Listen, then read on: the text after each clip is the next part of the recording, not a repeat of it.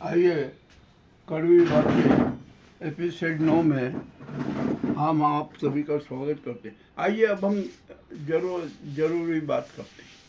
अभी अभी मुझे समाचार मिला कि महाराष्ट्र की एक मस्जिद में बम विस्फोट हुआ।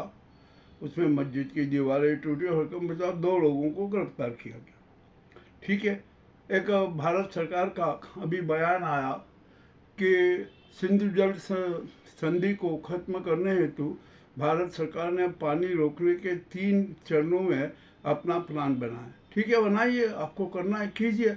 पानी का जो रोकेंगे उसका ओवरफ्लो की भी व्यवस्था करना है, कीजिए। अभी अभी समाचार मिला कि अमित शाह और विदेश मंत्री राष्ट्रपति मुर्मू से मिलने गए। उन्हें पहलगाम आतंकी हमले की जानकारी दी। अरे राष्ट्रपति को तो जानकारी है ही पूरी, आप उसे क्या जानकारी दे रहे हैं? क्या आप ये नाटक कर रहे हैं? आपने तो सर्वदलीय बैठक में स्वीकार कर लिया कि सरकार की लापरवाही से ये आतंकी हमला हुआ है। ये सबको पता है, पूरे देश को पता है, विश्व को पता है। और अब आप राष्ट्रपति जी को वहाँ बताने जा रहे हैं? क्या राष्ट्रपति जी धत्तात हैं क्या? उनमें इतना सेंस नहीं है क्या? उनको देश की गरिमाओं की परवाह नहीं है? अरे आप हाँ, आप गए ना, तो आप राष्ट्रपति को कहते हैं कि मेरी वजह से गलतियां हुई है, या आतंकी हमला, मैं त्याग पत्र देता हूँ। ये तो आपने किया नहीं। अरे ये करना चाहिए, आपको त्याग पत्र देना चाहिए जाकर।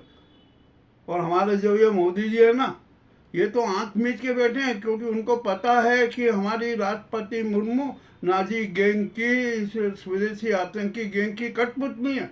वो जैसा कहेंगी वैसा करेगी। अरे आप अब झूठता मत कीजिए, झूठता समाप्त कर दीजिए। मैं तो स्पष्ट कहता हूँ कि नरेंद्र मोदी, अमित शाह और नाजी सरकार तुरंत त्याग पत्र दे दे। और राष्ट्रपति जी को कहता हूँ कि इस सरकार को भंग कर दीजिए। क्यों नहीं लगा रही है आप यहाँ पर आपातकाल? देखिए, महाराष्ट्र की एक मस्जिद में आज धमाका हुआ। अब तो यह होगा कि आराधना स्थल भी इन स्वदेशी और विदेशी आतंकियों के निशाने पर है। अब यदि आराधना स्थल टूटने लगे तो इस देश का क्या होगा? यह राष्ट्रपति से सवाल, आतंकी नाजी गैंग से सवाल, मोहन भागवत से सवाल, और जो ये नफरती चिंटू है ना, उन सभी से हमारा यही सवाल है। अरे जानते हो आराधना स्थल का क्या महत्व है? आराधना स्थल किसी भी पंथ के हों, हम उनका महत्व बताते हैं। जो स्वामी विवेकानंद जी ने कहा था, विवेकानंद जी ने बताया था।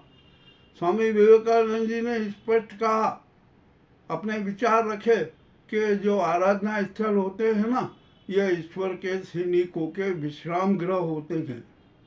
वे नमन योग्य होते हैं। हम उनको नमन करते हैं, और उनके नमन करने से ही हमें आत्मिक शांति मिलती है, आध्यात्मिक ऊर्जा प्राप्त होती है। और जब हम ईश्वर के सैनिकों के विश्राम गृह को ही तोड़ना चालू कर देंगे, उन पर ही हमले करने शुरू कर देंगे, उनमें विस्फोट करना शुरू कर देंगे, तो देश का क्या हालत होगा? ये जरा सोचने समझने की बात है। मोहन भागवत जी, आपसे भी मेरा यही सवाल है, जरा सोचिए, समझिए और करिए कि क्या हमें करना है। ये सारा जो सांप्रदायिकता का, हिंदू मुस्लिम का जहर है ना, ये आप की संघ के द्वारा ही फैलाया गया है। हम ये सनातन धर्म के खिलाफ भी सारे कृत्य आपके संघ के द्वारा ही किए गए हैं, नाजी कोकनी गैंग का हिंदुत्व और हिंदू धर्म थोपने के लिए। और राष्ट्रपति जी, आप पर हमें शर्म आती है। हम क्या कहें आपसे? आप पर सब कुछ संज्ञान होते भी आप मौन है। आप कुछ नहीं कार्रवाई कर पा रही है। आपको तो कार्रवाई करना चाहिए था। आप राष्ट्र प्रमुख है, संविधान प्रमुख है, न्यायाधिपति हैं, संविधान प्रमुख है, राष्ट्र का सारा काम आपके नाम से चलता, और इतना गड़बड़ हो रहा है, इतना उत्पात हो रहा है, आप मौन बैठी हैं। ये भी अच्छी बात नहीं है। आप हमें तो अब ये तो पूरा सिद्ध हो गया कि आप इस जो आतंकी नाजी सरकार की है ना, कठपुतली हैं। वो जैसा कहते हैं वैसे आप करते हैं। आप अपना विवेक के अधिकार का कोई उपयोग नहीं करते, और आपको सत्य से, राष्ट्र से, जनधर्म से, राष्ट्र धर्म से, न्याय धर्म से, मानवीय धर्म से कोई सरोकार नहीं है। यदि सरोकार होता ना, तो आप घटना के दिन ही इस नाजी सरकार को भंग कर देती। आप ही उसी दिन देश में आपातकाल लागू कर देती, किंतु आपने नहीं किया। और आपको तो अब अभी भी समय है, ये आप तो धच्चाट बने हुए, धच्चाटपन अपना दूर कर दीजिए। आपकी आंखों के सामने जो पर्दे पड़े उनको हटा दीजिए और सत्य देखिए, सत्य जानिए कि सत्य क्या है, और सच्चाई जानने के बाद आप तुरंत कार्रवाई कीजिए। सच्चाई तो सबके सामने है, आप भी जानती हैं, परंतु छिपा रही हैं। छिपाइए, कितना छिपा। अभी अब जो महाराष्ट्र में एक मस्जिद में धमाका हुआ ना, ये अब देश में पूरे प्रदेशों में फैलेगा, वहाँ पर भी विस्फोट होंगे। इस स्थिति के लिए कौन जवाबदार होगा, इसका भी आप अभी से निर्धारण कर लीजिए। अरे बहुत इस देश में हो गया, इतना घिनौनापन हो गया कि जिसकी कोई सीमा नहीं। हम कुछ कह नहीं सकते। अब तो ये हालत है कि देश में किसी भी दिन हिंसक गृह युद्ध छिड़ सकता है, और शुरू हो चुका है। आप ये मान के चलिए कि जो प्रत्यक्ष रूप में जो शुरू हो चुका है, उसका ट्रेलर हम देख चुके थे पहले, और अब इसकी जो एपिसोड है ना, अब क्रमबद्ध किस्तों में एपिसोड आना भी शुरू हो गए। पहलगांव में आतंकी हमला हुआ, नंबर 1। अभी महाराष्ट्र की मस्जिद में एक धमाका हुआ, नंबर 2। और जो ये नाजी गैंग और स्वदेशी आतंकी गैंग के चिंटू है ना, जो सुप्रीम कोर्ट पे हमला कर रहे हैं, ये थी। अरे इन चिंटुओं से ज़रा पूछिए, आप गिरफ्तार करवाए उस चिंटुओं को जिसने ये बयान दिया कि पहलगांव पुलवामा 2 सुप्रीम कोर्ट ने करवाया, सुप्रीम कोर्ट की वजह से हुआ। ऐसे चिंटुओं की देश में क्या जरूरत है? आपको कुछ समझना चाहिए। अरे आप में ज्ञान है, और सकारात्मक ज्ञान के पक्षधर बन जाइए, नकारात्मक ज्ञान छोड़ दीजिए। अब हमें समझ में नहीं आ रहा इस देश में क्या। मोहन भागवत जी आप तो विद्वान हैं, स्वामी विवेकानंद के अनुयायी हैं, आपने उनका खूब अध्ययन किया, उन्होंने अपने जीवन में उतारा। तो क्या है, आराधना स्थलों पे विस्फोट होना, उनको तोड़ना, ये करना, क्या ये सही है? क्या ये सनातन धर्म की मर्यादा है? क्या ये सनातन धर्म की संस्कृति है? आपसे भी सवाल है, आप खुला कीजिए। ये जो आराधना को तोड़कर कोई वीरता जताना क्या सनातन धर्म में नहीं है? और जो यहाँ पर बेचारे निर्दोष गरीब जो जिनका कोई दोष नहीं है, उनके खिलाफ खूनी गृह युद्ध छिड़ जाए, तो इसके लिए भी कौन जवाबदार है? क्या ये भी धर्म है? नहीं। हम जानते हैं सब कि क्या है नाटक, किस प्रकार के नाटक खेले जा रहे हैं। देश की जनता को मूर्ख मत समझिए, ये देश की जनता बहुत समझदार है।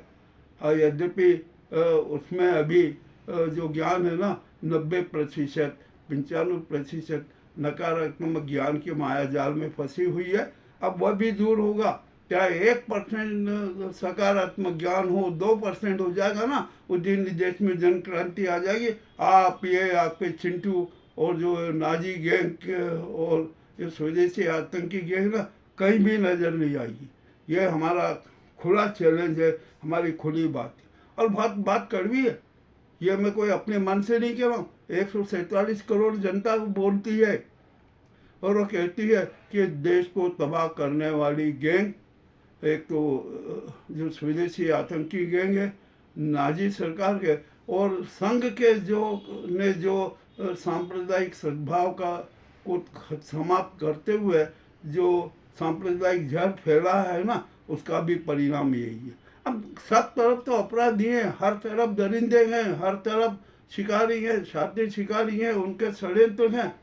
अरे देश की रक्षा कौन करेगा, कैसे होगी? जरा सोचिए, जवाब दीजिए। हम 147 करोड़ जनता भी यही चाहती है, हमारे देश की रक्षा को, सनातन धर्म की रक्षा को, न्यायपालिका की रक्षा हो, संविधान की रक्षा हो, किंतु यहाँ पर तो कोई रक्षा करने वाला नजर ही नहीं आ रहा। जो देखो वो संविधान, हमारे जो मानवीय धर्म, मानवीय मूल्य, राष्ट्रीय मूल्य, उनके शवों पर अपने सत्तावादी महल खड़े कर रहे। आखिरकार ये सत्य तो है ना।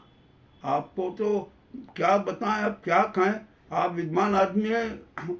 और इस देश में अब आपको भी पता चल गया कि देश में विश्वास का संकट चरम पर है।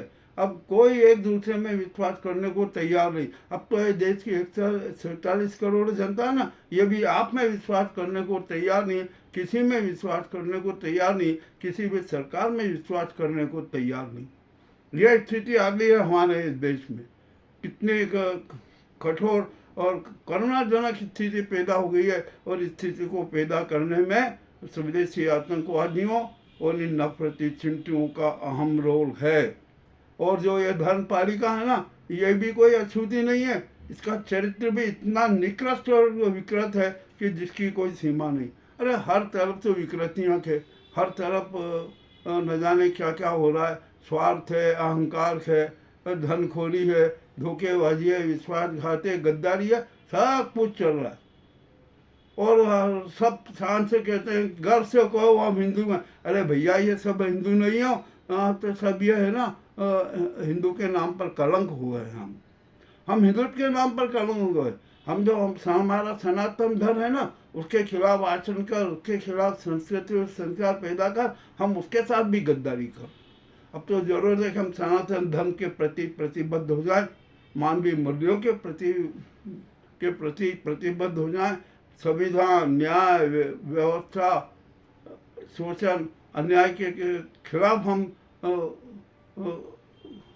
लड़ने को तैयार हो जाए। हमें देश की संविधान प्रमुख है, ये संसद और न्यायपालिका ना, इसकी बात छोड़ दीजिए। हम तो यहाँ पर एक बात स्पष्ट कहना चाहते हैं कि हम सनातन धर्म के प्रति समर्पित हैं, मानवीय मूल्यों के प्रति समर्पित हैं, संविधान के प्रति समर्पित हैं, देश की जनता के प्रति समर्पित है, सच्चे अध्यात्म के प्रति समर्पित हैं। हमें ये फालतू के झूठे सिद्धांत है ना, हमें इनसे कोई सरोकार नहीं।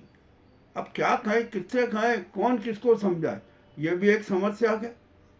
अब आप जान लीजिए कि हम क्या करने जा रहे हैं, क्या हो रहा है, क्या होगा, देश का भविष्य क्या होगा। वो स्वघोषित जो विश्व गुरु है ना, यह इनका जरा चरित्र भी देख लीजिए। ये तो आपको भी खा जाएंगे, आपको भी अपने उदर में समा देंगे, संघ को समा जाएंगे। यह भी मैं स्पष्ट घोषणा करूँ। अरे आप, अब तो एक नई क्रांति की जरूरत है, वैचारिक क्रांति की जरूरत है, कार्मिक क्रांति की जरूरत है। वो क्रांति कीजिए, क्रांति के पक्षधर बनिए। हमारे देश की 147 करोड़ जनता बिल्कुल विचलित है। वो देश के अस्तित्व पर जो सब पर जो संकट छाया हुआ ना, उसके प्रति गहन चिंतित है कि हमारे देश का, हमारी जनता का, हमारे प्रजातंत्र का, हमारे संविधान का क्या हाल होगा। मैं आपसे सब इतना ही कहना का चाहता हूँ। बात बहुत कड़वी है, दुखी भी है, हम सब दुखी भी हैं, क्योंकि देश में जो हो रहा है ना, वो बहुत बहुत अप्रिय हो रहा है, महाविनाशकारी हो रहा है। अब हम इस स्थिति से निपटने के लिए क्या करें। अब तो यह हमें अपना आत्मचिंतन करना होगा, और आत्मचिंतन कर अपना निर्णय लेना होगा। मैंने जो कड़वी बात कही है, अब क्या कहे, अब निकल ही जाती है। आत्मिक रूप में जो बातें कहता हूँ ना, वो कड़वी होकर निकलती है। मेरा भी इसमें क्या दोष है। ठीक है, अब जो है ये स्थिति है। अब आप देख लीजिए, हम भी देख रहे हैं, सब देख रहे हैं। अब भारत के भविष्य के प्रति हमें चिंता करने की ज़रूरत है। स्वर्णिम भारत बनाना है, और सनातन धर्म के को महिमा मंडित करते हुए उसकी संस्कार और सुसंस्कृति का हमें पालन करना है। बहुत बहुत धन्यवाद।